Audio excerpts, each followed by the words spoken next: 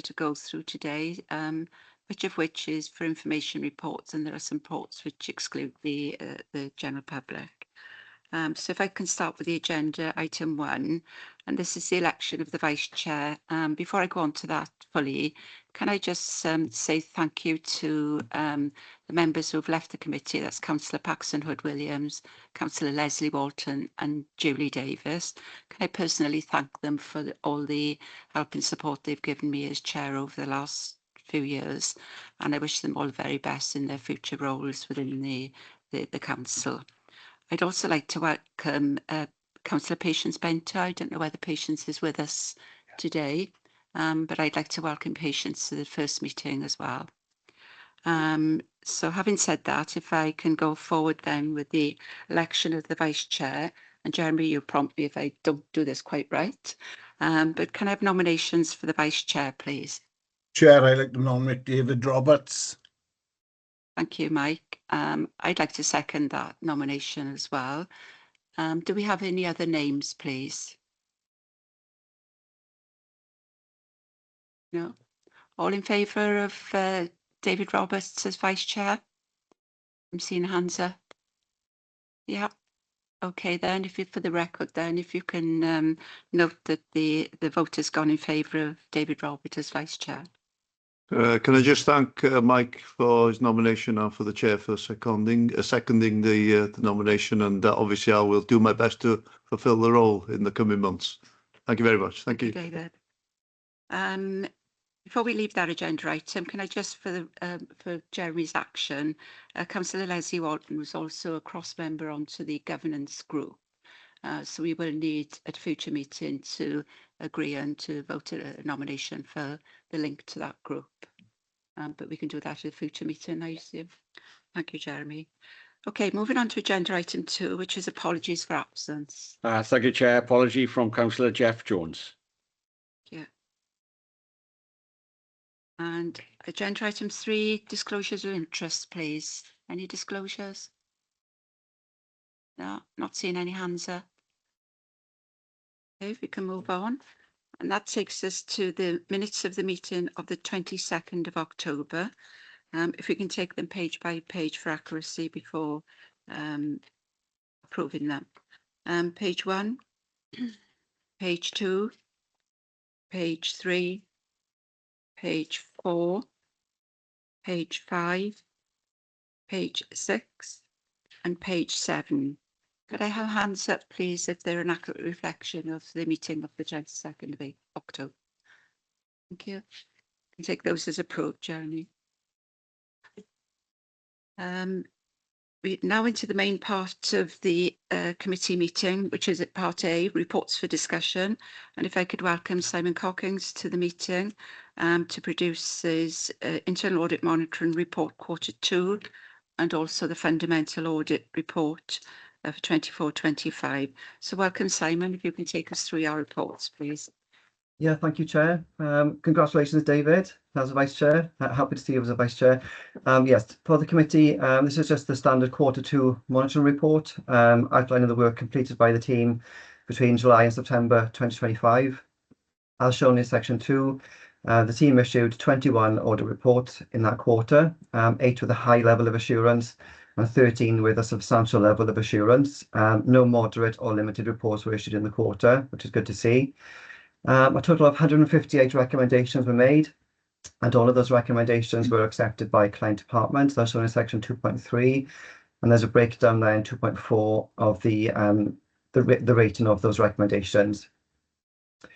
As at the 30th of September 2025, which is the end of the quarter, 35 audit activities had been completed, roughly 29% of the plan, and an additional 36 activities were in progress. So roughly 59% of the plan had been completed or was in progress at the end of the quarter, which is positive in terms of progress against the plan. At the end of quarter 2, that's normally a standard level of progression really throughout the year. In terms of our general follow-up work, as I said, no moderate reports were followed up in the quarter. I think there are 2 due to be followed up in quarter 3, so I'll feedback that information in the next quarterly report. And then the standard follow-ups of the substantial and high level of assurance reports outlined in section 5 of the report, Chair.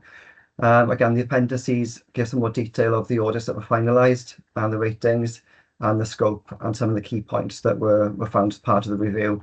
So I'm happy to take any questions from the committee. Thank you, Simon. Are there any questions, please, on this report, this first report assignments? Any questions, David?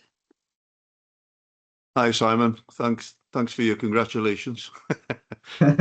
Just in regard to your report, I got 2 or 3 points really. Just on 2.7, paragraph 2.7, it's just a suggestion really about you mentioned the total number of days lost through sickness and absence. Is it possible to have a percentage of what that is in regard to the total number of days available in that quarter, so that we can see each quarter the trend with that particular item? Is that possible? Yeah, you have mentioned it before, David, and I have included it in the past. I just omitted it from this report, unfortunately. But going forward, I'm happy to give a percentage valuation or comparison for the total resource available for the committee going forward. I'll take that on board for the next few reports. Okay, thanks for that. Thanks. And then paragraph 3.3, it talks about you completing the regeneration program review. And I just wondered, had that an impact on the hours in the team? Was it in addition to the annual plan, or was it within? And then Appendix 2, page 18, there's a final column with key findings and risks. That gives a bit more of a concerning outcome, or is this 2 unrelated pieces of work? Thank you. Yeah, thanks, David. Yeah, they are 2 unrelated pieces of work. We built into the plan a number of years ago, just for us to go back and check progress and governance really of the various regeneration projects that the council is running. So we've got the arena, the hotel, SA1, all the various different projects that we've got as a local authority underway. So we wanted, as part of the regen consultation, to try and keep a watchful eye on the progress really of those projects. Not really issuing a report, but us just really checking on internal governance and checking with progress against the planned activities really. So that is what I've outlined there in section 3.3. So as part of that review, we issued a briefing note covering the arena, the 71-72 Kingsway building, Swansea Central regeneration, the waterfront, St Thomas and Estover. So it's just really a review of progress on those projects for an internal memo for regeneration and for the chief exec. The report you referenced in, sorry, what page? Page 18, I think it was, David, was it? Appendix 3, yeah. Yeah, page 18, the planning Appendix 2, enforcement. sorry. Appendix 2, sorry. Go on, sorry. Yeah, the planning enforcement one I think you're referring to there, is it? Yeah. Yeah, that's a separate audit of sort of building regulations. So that's a standard audit that we have on the rolling programme to check, just to check building records, breaches, breach investigations and fines and that sort of thing. So they're very unrelated topics really, David. Okay. And then the final point for me is on the end of Appendix 3, you've got a single asterisk and a double asterisk in regard to the items being deferred from year to year. And again, I just wanted to know, in regard to these deferrals, is the trend manageable within the team each year, or are things escalating? Just a position statement really on that. Yeah, the ones you referred to in Appendix 3 with a single asterisk are those audits that were on the 24-25 audit plan, which couldn't be completed last year. So they've been brought forward into the 25-26 audit plan. And if you recall, in the annual report for 24-25, I gave a breakdown of the reasons for those deferrals from 24 to 25 to 25-26. So a lot of those cases, there were staffing issues or resource issues, both internal audit resource issues and also in client departments. So if you go back to the annual report, there is a dedicated table in there outlining why those were deferred from last year to the current year. Obviously, they've been included where necessary because they would have been justified in the 24-25 audit plan, so have been brought forward based on their risk scores to be included in the current financial year. Generally, Dave, we tend to see roughly the same number of deferrals from one year to the next. There's always some lag between each annual plan. I'm not overly concerned with the number that were brought forward from last year to this year, and I expect going forward it'll be a similar trend. At the end of March this year, there might be some on this year's plan that maybe need to be deferred to next year. So it's not an unusual trend, and it's not nothing to really be alarmed about. It's just general work progress essentially. Yeah. So you are comfortable within that particular context, okay? At the Lovely. moment, Thank you, yes. Simon. And I said we are Thanks, making quite good progress with the plan at the moment, and I'm hoping, you know, there might Yeah. not be so many deferrals, but it depends on client department availability.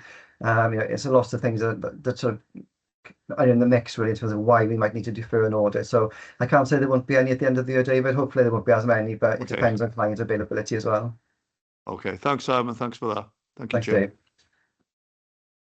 Are there any comments or queries from any other members? I'm not seeing any hands up. If I can come back to paragraph 3.3, I was going to ask Simon, how many projects did you look at to conclude that the governance arrangements are being managed effectively? And I think you run through, it says 6. There's more than that actually, Chair. Those are just the main ones. I've got a list here of what we covered as part of that review. If you want me to go through it now, or do you want me to do it outside the meeting? It's up to you. No, perhaps if you could just, for the future, give some context to give us an understanding of what projects you have looked at. So, you know, if you've covered a large number, then obviously that level of assurance will need to be considered.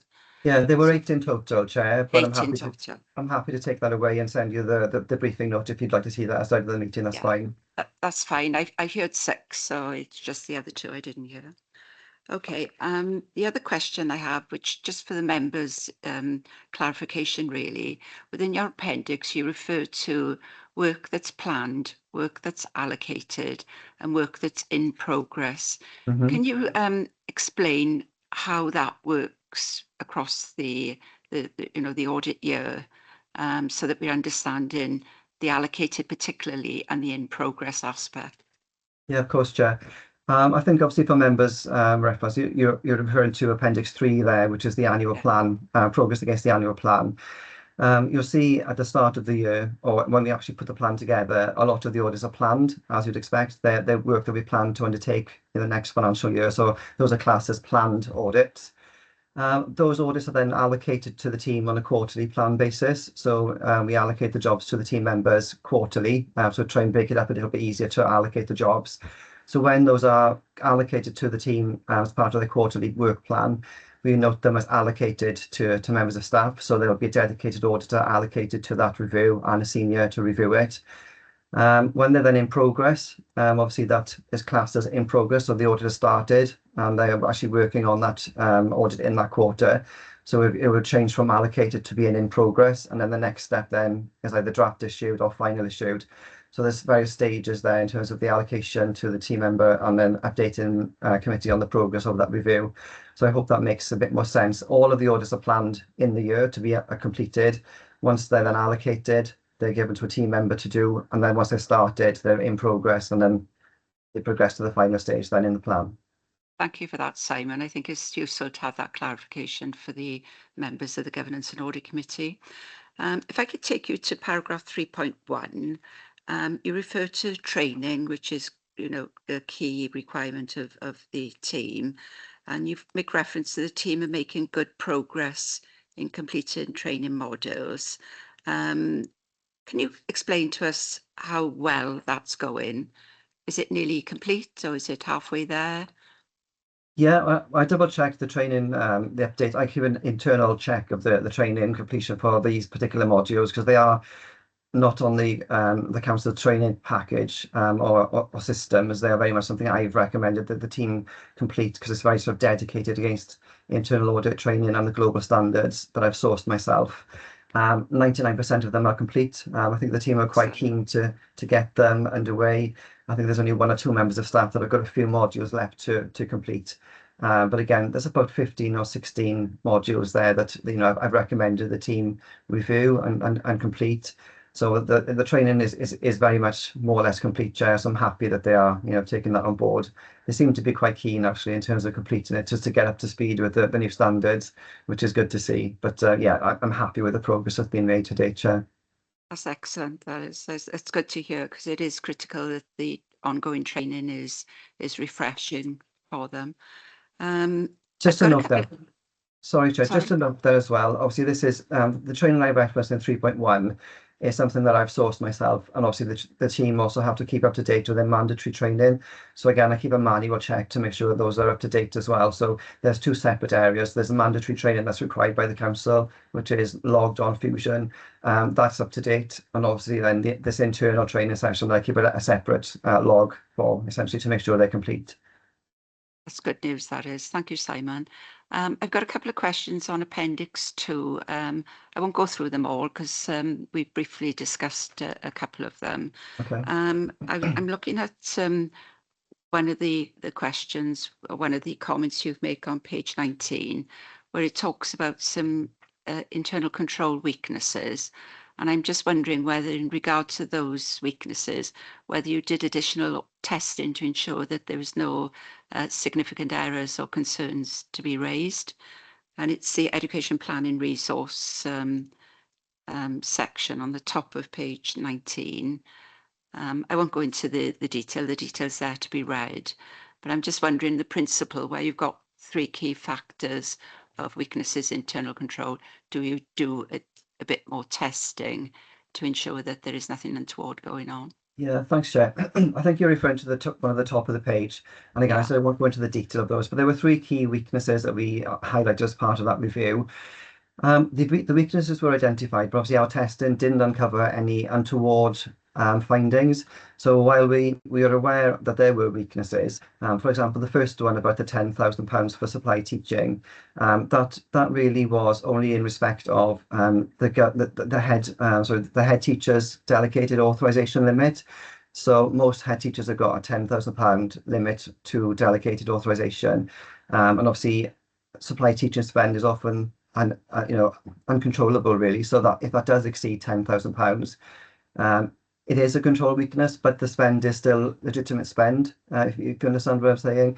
So in all due respect, they should have gone to get governing body approval for that, but the spend itself isn't being questioned. It's just the control of them authorising over £10,000 essentially as a head teacher. That's an example. So all of the testing we did there didn't really uncover any untoward findings.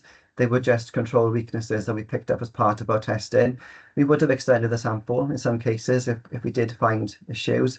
But again, these were just control weaknesses that we identified, not necessarily untoward findings, if that makes any sense, Chair.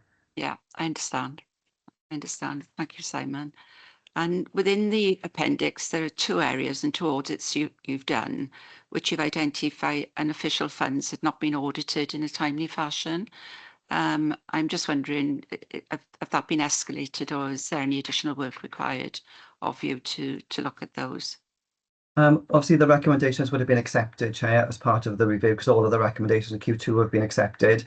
We will then go revisit that back when we do our follow-up work to make sure that those unofficial funds have been audited as part of our follow-up checks. So at that point, if they haven't been, then we would escalate. But the fact that they've been recommended and have accepted those recommendations, we will follow that up as part of our standard follow-up work. Okay, thank you, Simon.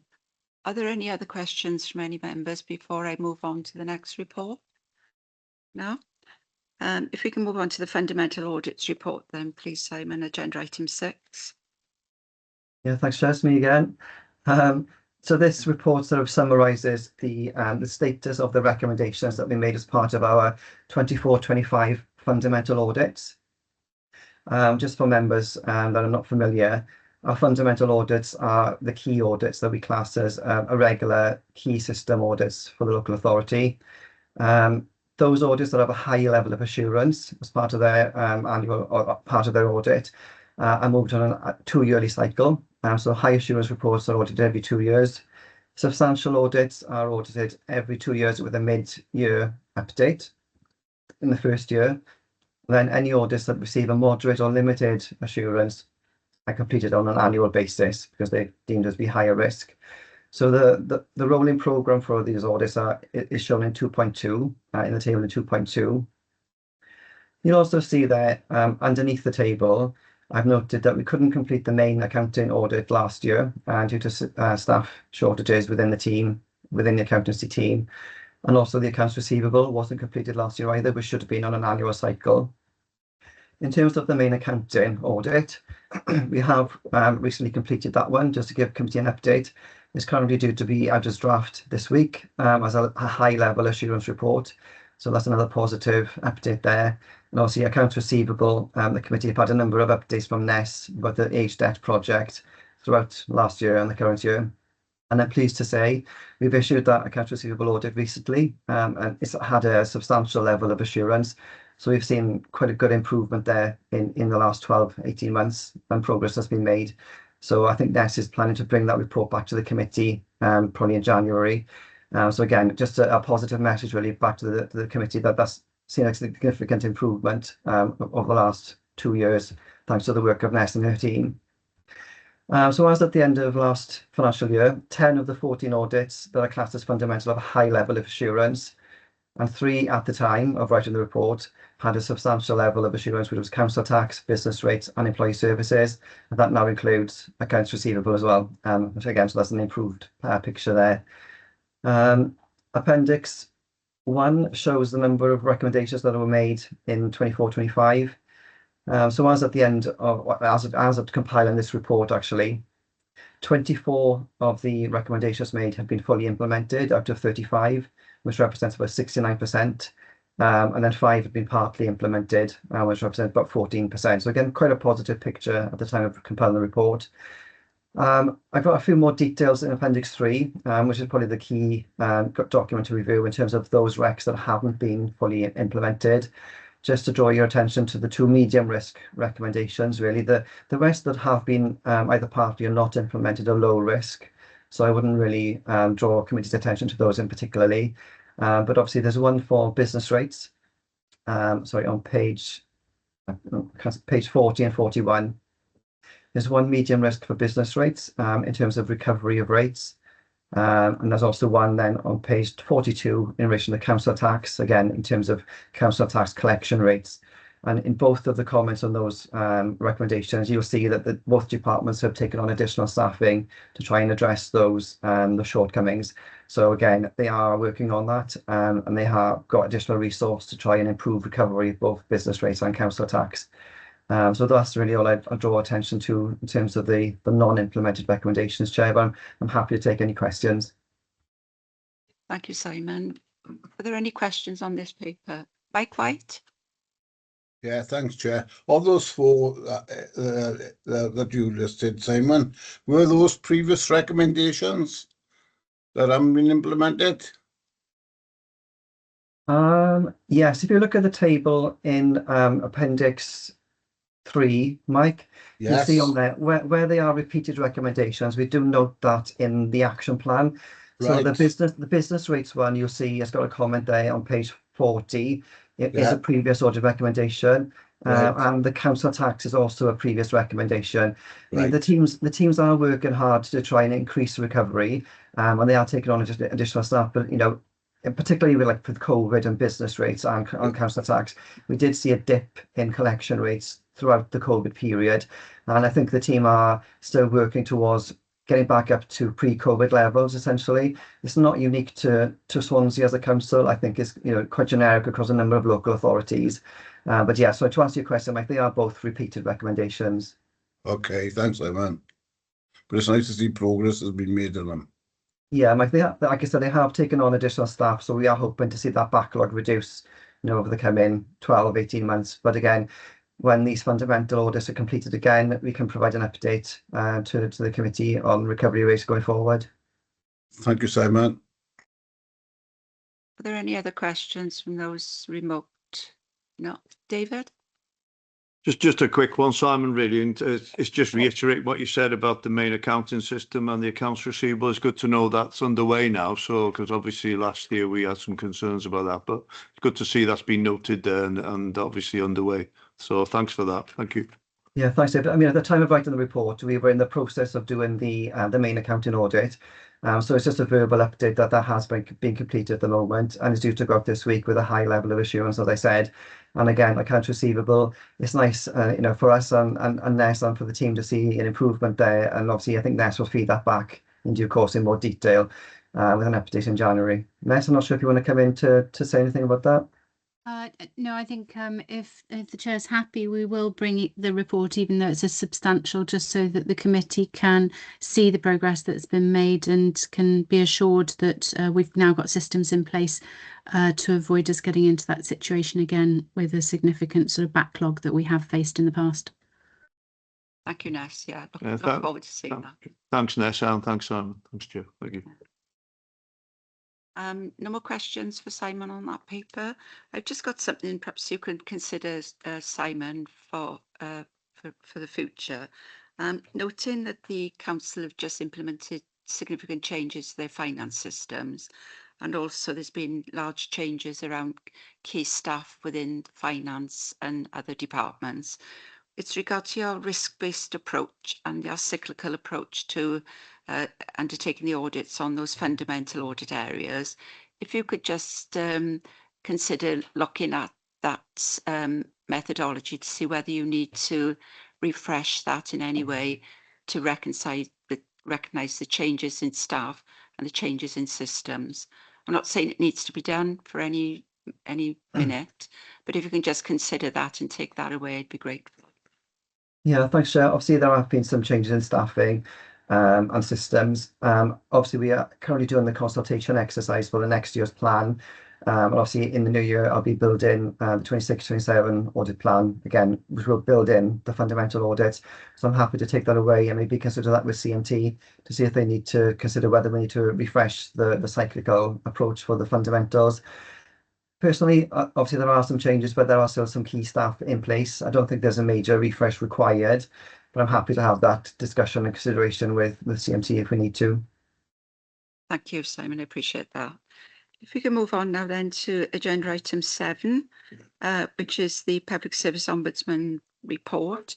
And Sarah, you're going to introduce this one, please. Thank you, Chair. Yes.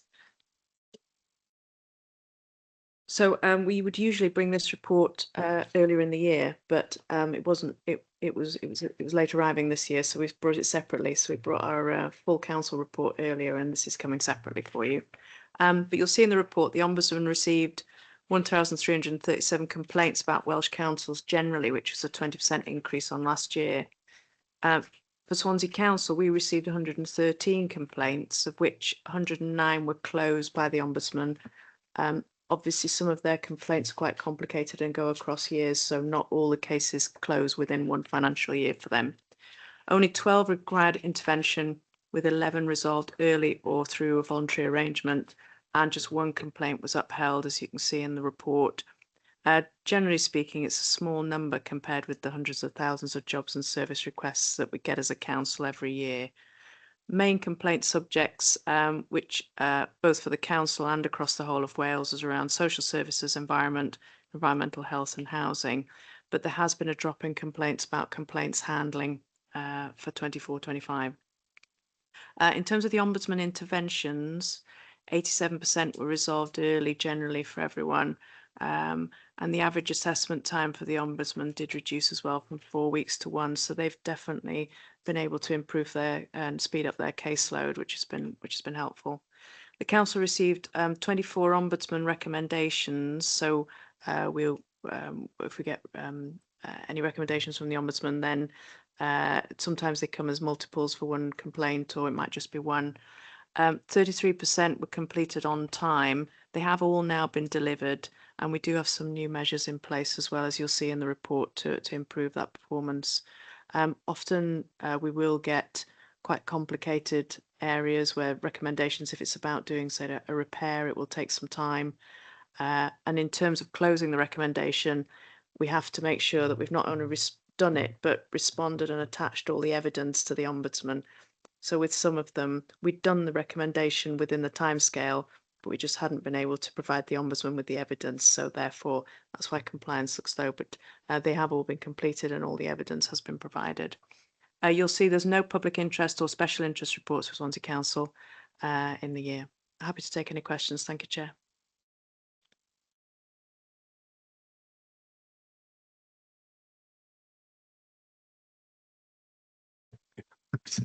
Thanks, Chair.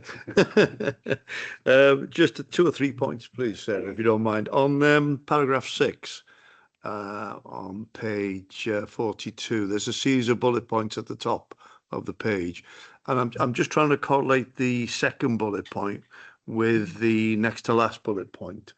It obviously mentions about an increase of 44% of complaints since 2019-20.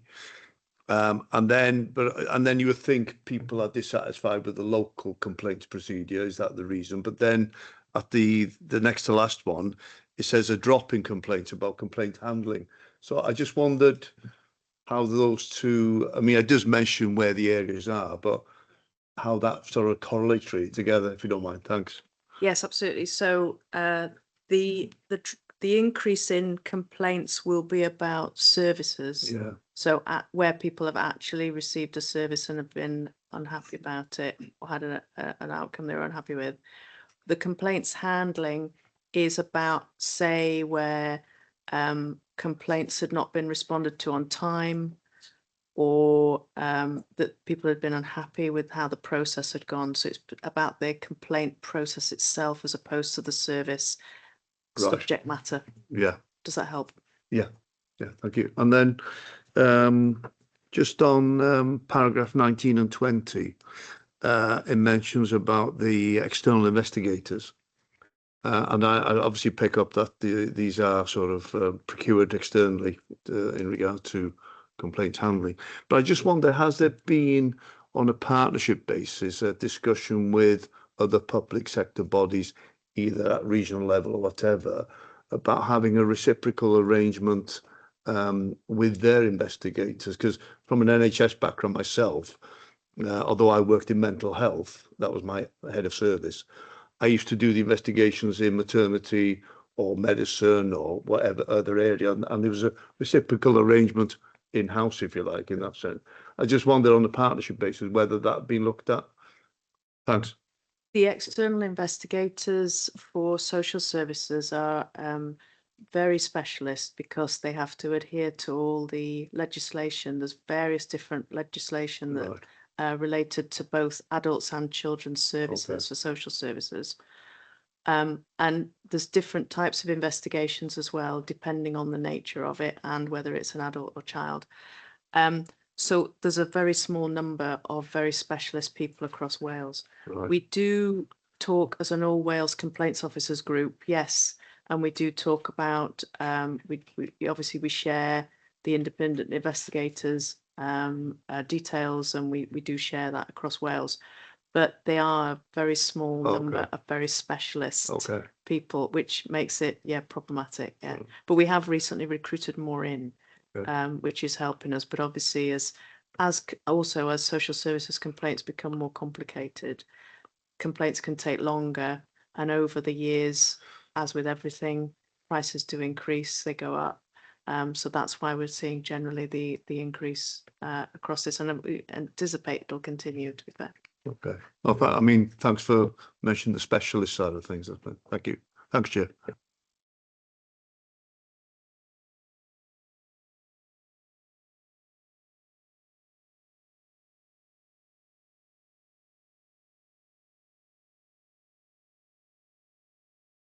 Sorry, Chair, I don't think any of us can hear online.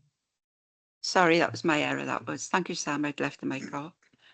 Just before I conclude, just want to make a comment. The Ombudsman requires the Council to present this letter to the Cabinet and to the Governance and Audit Committee. With regards to the Audit Committee's role, it's to review and assess the Council's ability to handle complaints effectively. And this goes a long way, if not fulfills that requirement. So thank you for that, Sarah. And just also to reflect that it's not only this committee receives this report, it goes to Standards Committee and also Scrutiny.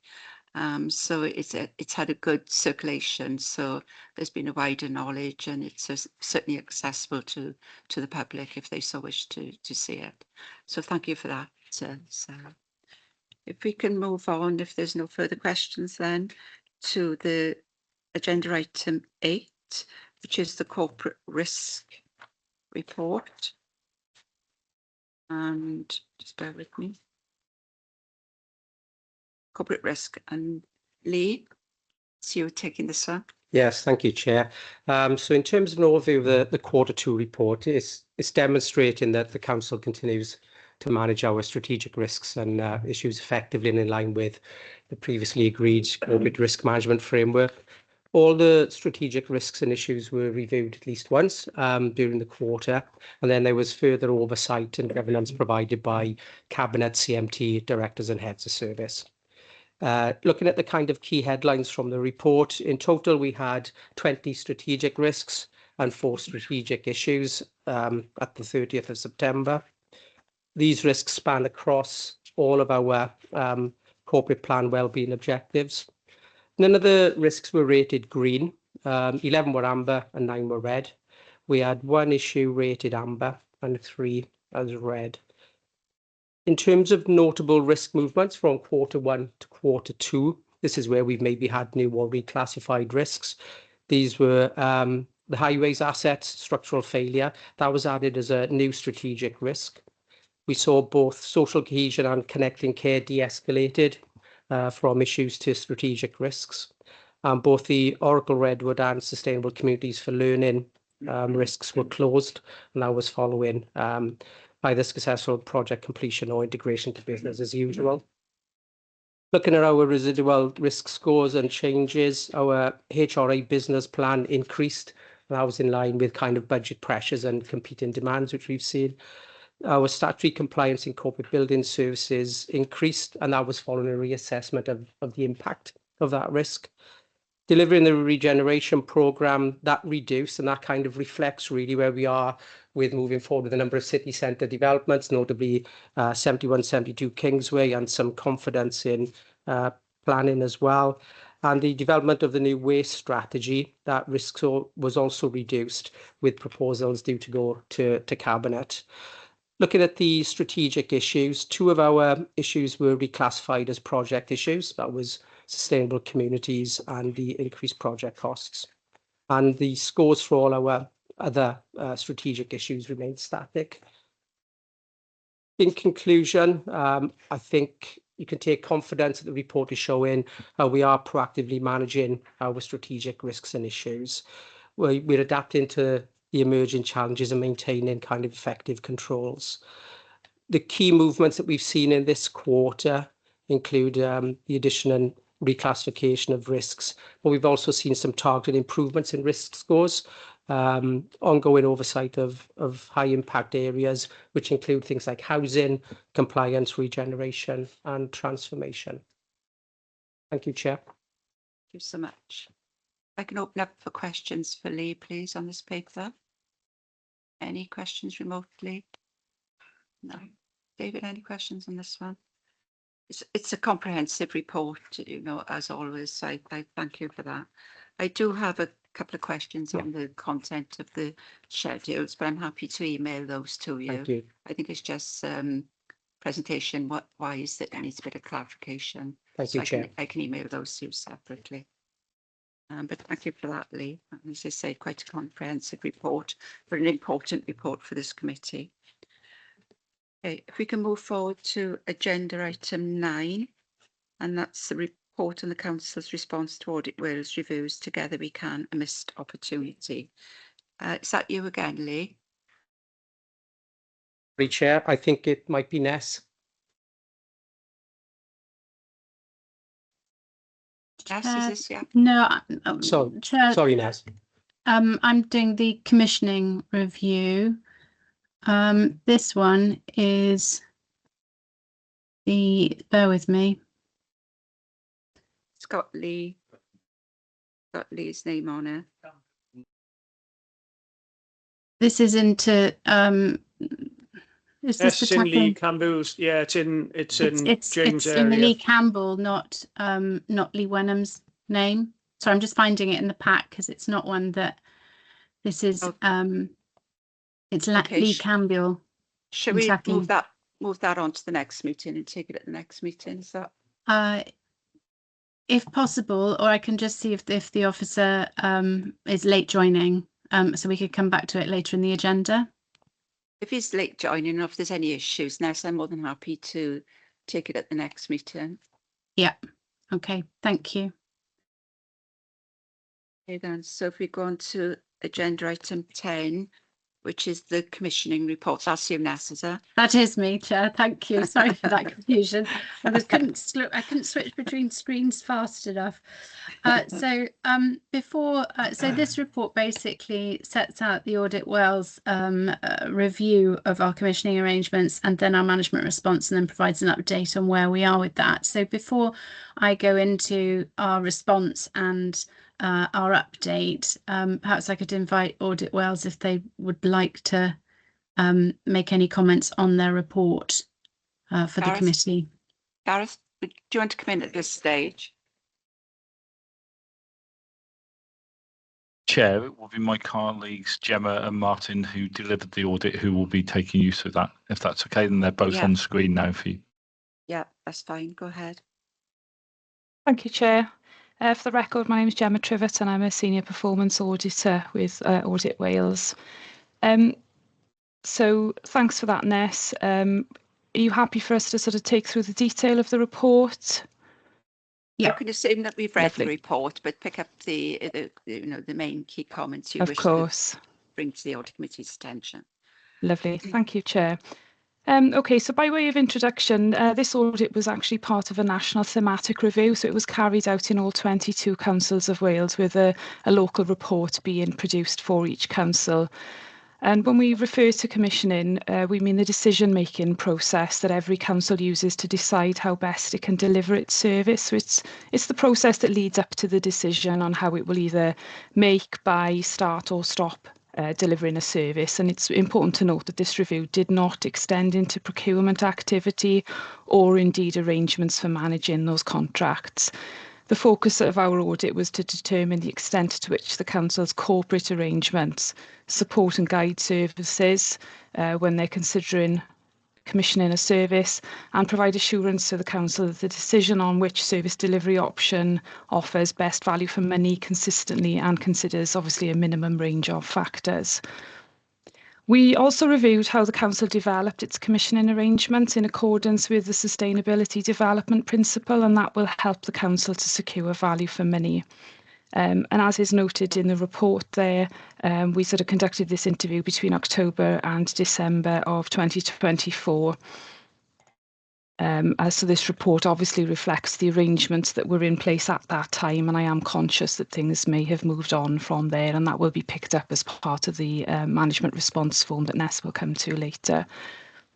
So as I say, we reviewed the council's corporate commissioning arrangements, and then we tested those corporate arrangements by examining the processes of 2 services that had been commissioned, and in deciding on which services to look at, tracers as they're referred to. We obviously discussed this with the council. There was a set of parameters that we looked at in terms of sort of scale and cost and so on, and we agreed that we would look at cultural and leisure services and the provision of taxi services. So our lines of inquiry, if you like, were at a corporate level and within those 2 service areas. Within our report, we concluded that the council's commissioning arrangements do have most of the elements to assure itself that it secures value for money when commissioning services, although there are opportunities to further strengthen these arrangements. And as is already highlighted from page 120 on in Richard's report, several areas of good work have been drawn out together with opportunities for improvement, which are obviously then drawn out within our recommendations.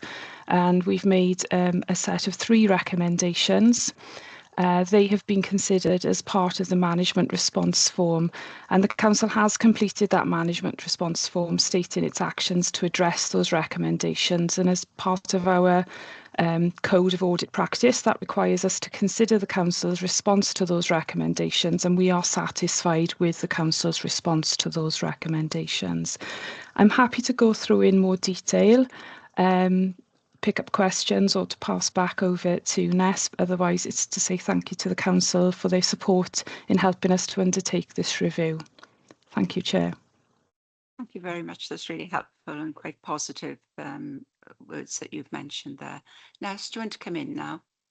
Thank you, Chair. Yes, and thank you, Gemma. That was really helpful. So, in the report that you've got in front of you, you can see paragraphs 15 to 19 identify the areas that Audit Wales colleagues have identified where improvements could be made.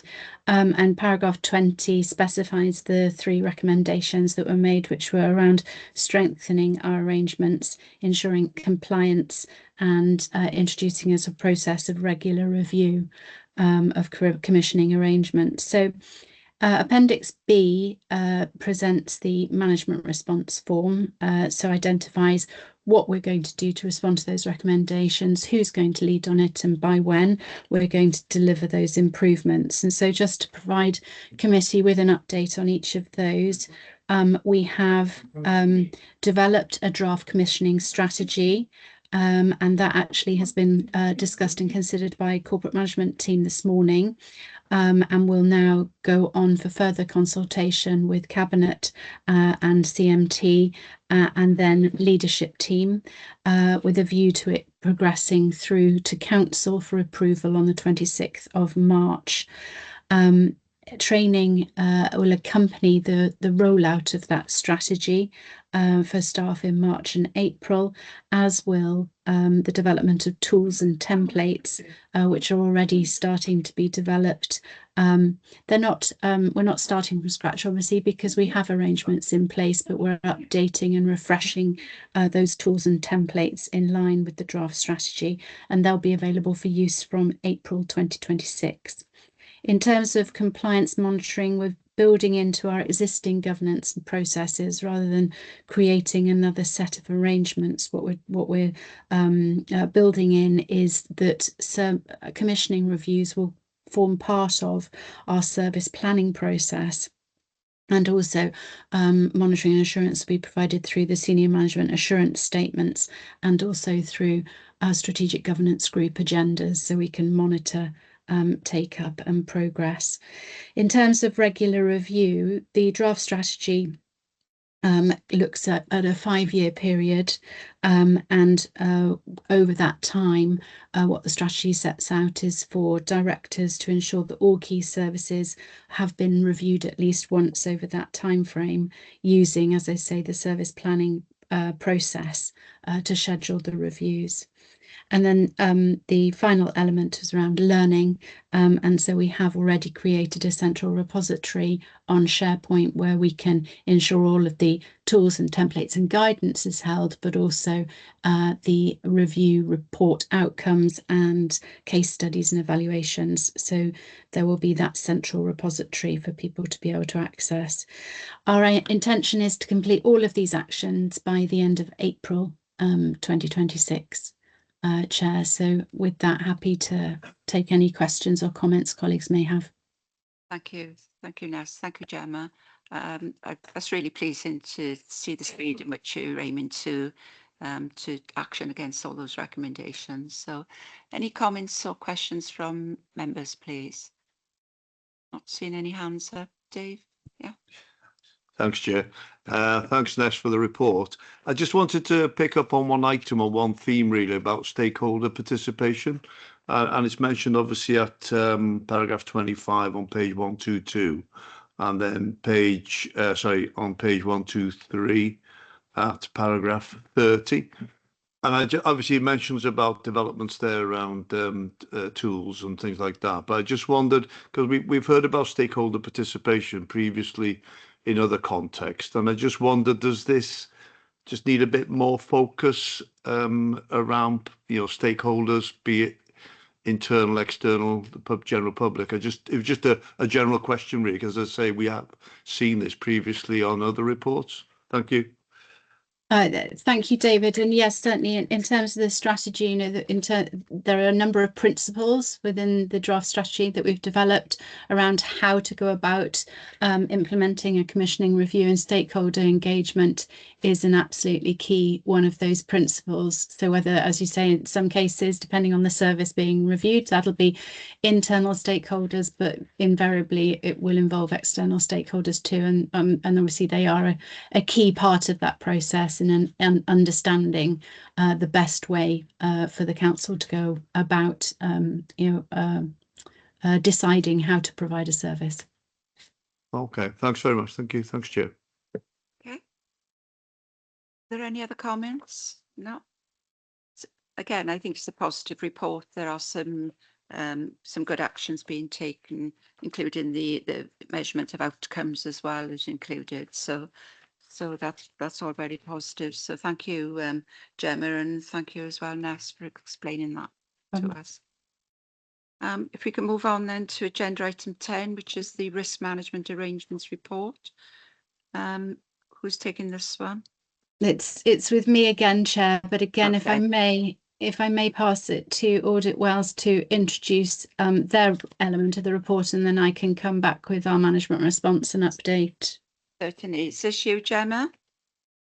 It will be me, Chair Gareth. Okay, Gareth. Thank you, Chair. And thank you to Ness and the team. We had really positive engagement with the team and the lead cabinet member for risk management when we came in to do this review. It's important to note that we did not look at risk management at departmental project level in this review. We looked at the corporate arrangements, and we did that by reviewing relevant council policies frameworks, the corporate risk register reports that the committee received, and the deep dives, as well as interviewing officers and elected members responsible for the risk management system. Overall, what we found was that the council has strengthened its approach to risk management over recent years. It has evaluated its risk management and policy framework in early 2024. In doing so, the council identified a need to ensure that the management of risks is an embedded behaviour and has taken action to do that. And it is in the process of implementing improvements, including the introduction of the new software, which members of the committee will have seen over the last year. The council demonstrates alignment between its risk management activities and strategic objectives. However, we found some minor inconsistencies in the early application of the revised arrangements. Given its current phase of implementing its revised policy and framework, the council is yet to assess the effectiveness of its revised approach. We looked at 4 key areas, and I'll briefly summarise those for you, Chair. The first of those was around identifying the risks. We found the council has a comprehensive, robust risk management framework, which is aligned with its strategic objectives. It has clear governance roles and responsibilities. We looked around horizon scanning. We found that directors use horizon scanning as part of their business planning, but there's no formal process to use that information for identifying longer-term risks, and a more consistent approach is needed to ensure both short and long-term risks are considered, and as the covering report notes, that's being addressed. The risk definition, we found that most of the risks are well defined, following the guidance that the council provides to describe both causes and consequences, but some of the newer risks at the point that we did the audit earlier on in 2025 didn't fully meet that standard, and that can hinder shared understanding and effective mitigation. Risks and issues, and as was highlighted when the risk register report was presented earlier, the council puts both of those on there. You've got 20 risks and 4 issues. The council does distinguish between those which are risks, potential future events, and issues which are current issues that the council is managing, and that allows them to develop appropriate control actions for risks and mitigating actions for issues. The culture, we found that senior leaders promote a positive risk management culture, integrating it into service planning and providing training to officers and members, and that proactive approach supports better decision making and outcomes. Looking at managing risks, we found that the assessment officers are using professional judgment and available data to assess risk, but there's limited systematic use of data for impact assessment. Risk appetite and tolerance, as you will see in your risk management reports, the council hasn't now included that within its report, but that process is not yet fully embedded or clearly applied in decision making. Escalation, we found that the rationale for escalating risk to the strategic register isn't always documented, and that can affect transparency and governance, although we note in the covering report that there are actions addressing that, and the council is taking action to review the risk information from partner organisations to inform its wider risk assessment. Monitoring and reporting of risks, which is where the committee has a very clear role. We recognise that the risks are reviewed monthly by senior leaders and quarterly by this committee. The reporting doesn't always consistently focus on the effectiveness of the control measures, and that was the finding at the point that we conducted the review. However, we note that the risk register now does include an assessment of the effectiveness of the control actions. So we can see that the council is making progress since the point that we did the review. Integration, there is integration between the performance reporting and the risk reporting, and that is reported into Cabinet. Control measures, we found that whilst there are control measures on the risk reports, those are not always consistently smart, and that can make it harder to assess the effectiveness and allocate resources optimally. And then finally, looking to reviewing arrangements, we found that the council has undertaken benchmarking against other organisations when it did its review in early 2024, and it has made some of the recommended changes, and it is such as making control smarter. Internal audit also has a role in terms of undertaking regular reviews of risk management, and it has highlighted some repeated concerns around control actions not being smart, but we found that there isn't consistent implementation always of addressing those issues. But we can see from the covering report that since our review, the council has taken some proactive work to address that. We made 4 recommendations, and I'm sure that Ness will want to comment on those recommendations and the action the council has taken forward. On page 167 onwards of your report pack is the council's management response form, and I'm pleased that as part of our code of audit practice, we can confirm to the council and to the committee that we are satisfied that the council has properly considered the findings and the recommendations. I'll hand back to Ness. Thank you, Gareth. Ness? Thanks, Chair. Thanks, Gareth. Yes, indeed. So we, I won't go through the recommendations again. I think Gareth's done that very thoroughly for us, and the management response form is at Appendix B.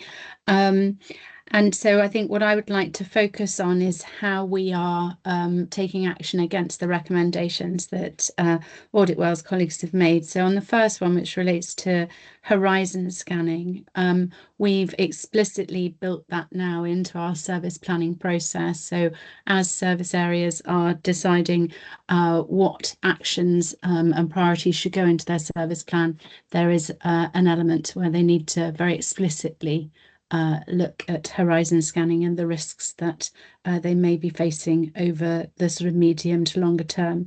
We're also building in, we have a session scheduled with corporate management team in January specifically to do a horizon scanning exercise, and we have the session with the regulators planned also at the end of that month. And all of that will feed into a review of the strategic risks and issues which CMT is scheduled to undertake in February, an annual sort of review on top of the regular monthly reviews. In terms of risk appetite and tolerance, and also advice on smart control measures, the Chief Executive has issued further guidance to risk owners and responsible officers in the last week. So we've seen improvements to those things across the board since Audit Wales were here, but we've bolstered that further with additional guidance, and that's also includes actually guidance on the effectiveness of control measures too. In terms of partner risks, we have reached out to all of our partners on the Regional Partnership Board and the Public Service Board and asked them for their risk registers, and we will look at those as a corporate management team as part of that strategic review of our risk register in February. In terms of evaluation, we have asked internal audit to undertake a review of our risk management framework and policy and its effectiveness in the next financial year 26-27. So that will address that recommendation. The final thing to the other thing to say is escalation rationale. We have now built in explicitly into our CMT agendas and minutes the need to minute any rationale for a change in movement from the strategic risk register, either to or from the strategic risk register and the strategic issues register. Finally, Chair, you will recall that we had a discussion last year at committee as to the director reports that you were receiving as a committee. You were receiving annual reports on directorate internal control arrangements, and we agreed to wait until the outcome of the Audit Wales review to decide what those future reports should look like. So on the back of receiving this report from Audit Wales and a conversation, Chair, with yourself, we have agreed that from April there will be a report at each Governance and Audit Committee from a director to set out what the key risks are facing that directorate and also any actions being taken by that directorate to address any weaknesses identified in their senior manager assurance statements. I'm going to be the first director to present a report to you in April, and then we'll test in that meeting whether the report format and content meets the requirements of the committee. So just to conclude, all of the actions that we identified in our management response form are have a deadline to be completed by April, and I can confirm they are all on track to do so at this point. Thank you.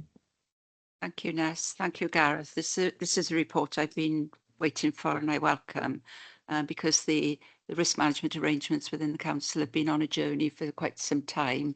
It's been through a number of iterations of systems and processes. And, you know, over the last 12 months, we can see definite improvement and change in what this committee have received. But we still needed to have that director link into this committee, because I wasn't quite understanding or comfortable with how the operationally risks were being managed and the escalation, de-escalation factors within it. So I'm really pleased that we got to the point we've got an Audit Wales review. All the actions have been agreed and it will be undertaken. And I totally agree that your report coming in April, Ness, will hopefully set the journey for a really stronger grip on the committee's understanding, most importantly, of how the council are managing risk, both strategically and operationally, which is where I felt that there was a bit of a lack of understanding in the arrangements to date. So I'm very grateful to Audit Wales for the report, and I'm very grateful to you, Ness, for the work that's been done to try and get some traction around this for the information flows to the Audit Committee. Are there any questions at all? David, what? Thanks, Ness. Just to reiterate about the report, thanks for the report. Just a couple of points on paragraph 18 on page 148. It mentions, obviously, we'll obviously see this now in the internal audit plan, annual plan about risk management. So obviously that'll appear there, as you mentioned. Just the other one, I'm sorry to go on about stakeholder engagement again on this one, but I just wondered, for the benefit of the committee, not particularly this item, but in regard to engagement, whether it's during 2026 or whenever it's possible, maybe to have an awareness session on engagement for the benefit of the committee. I don't know what your thoughts are on that. Thank you. Training session, I think. Yeah, training session, yeah. Thank you. Thanks, Chair. Any views on that? Chair, do you mean in terms of just how the council generally engages with stakeholders across all of the aspects of our functions? Yeah, I think that's what David's alluded to, because we have a number of reports which talks about stakeholder engagement. Some of that is focused on certain projects or developments, and some of it is more wider. And it's just information sharing really with us on what's your engagement strategy looking like, and how does that work? Yes, certainly we can do that in order to provide assurance to the committee that we have appropriate arrangements in place to engage stakeholders. We can present our consultation and engagement strategy, our public participation strategy, and give you some examples of the work that we do. Yeah, that would be helpful across different services. Okay. Yeah, that's exactly what I was looking for. Thanks, Ness. Thank you, Chair. No problem. Thank you. Thank you, Ness. If there are no further questions, then if we can move on.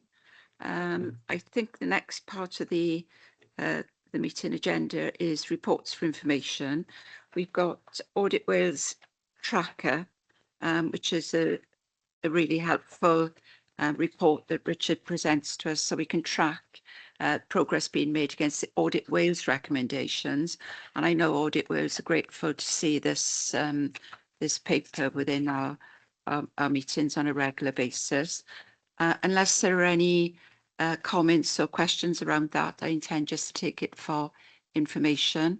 And if there are any questions subsequently to the meeting, if they can be referred to me or Jeremy, and then we can pick them up as part of that tracker.